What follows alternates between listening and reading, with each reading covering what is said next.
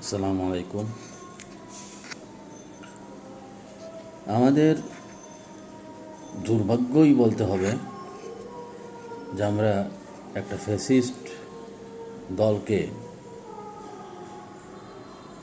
অনেক ত্যাগ তিতিক্ষা এবং কুরবানির বিনিময়ে, রক্তের বিনিময়ে, শত শহীদের রক্তের বিনিময়ে, অঙ্গ হানির বিনিময়ে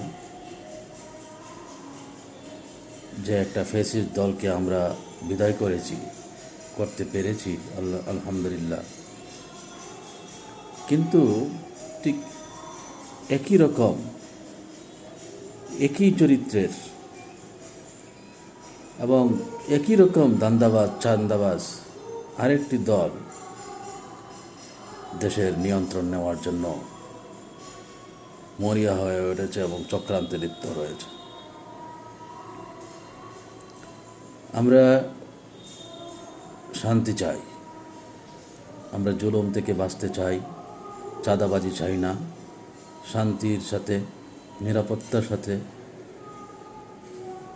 দুশ্চিন্তামুক্ত পথ চলতে চাই, নিরাপদ থাকতে চাই। আমরা খুন খারাপি চাই না, মারামারি চাই না, কোনো ধরনের আশঙ্কা থাকুক আমরা ঘর থেকে বের হওয়ার পর আবার নিরাপদে ঘরে ফিরব কি না, ব্যবসা করতে গিয়ে টাকা পয়সা নিয়ে ঘরে ফিরতে পারবো কি না,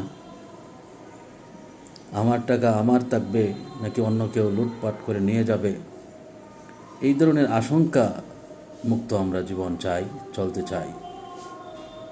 কিন্তু আমরা অনেক সময় ভুলে যাই যে আমাদের ভোটের মাধ্যমেই এটা সম্ভব। আমরা যদি সৎ নেতৃত্ব নির্বাচন করতে না পারি, আমরা যদি একজন ভালো মানুষকে দায়িত্ব দিতে না পারি, আমাদের এই আশা আকাঙ্ক্ষা সব কিছু ব্যর্থ হয়ে যাবে। আবারও আমরা সেই ফেসিবাদের অতল গহ্বরে নিমজ্জিত হব। আবারও আমাদের সন্তানরা বিপদে পড়ে যাবে, গুম হয়ে যাবে, খুন হয়ে যাবে।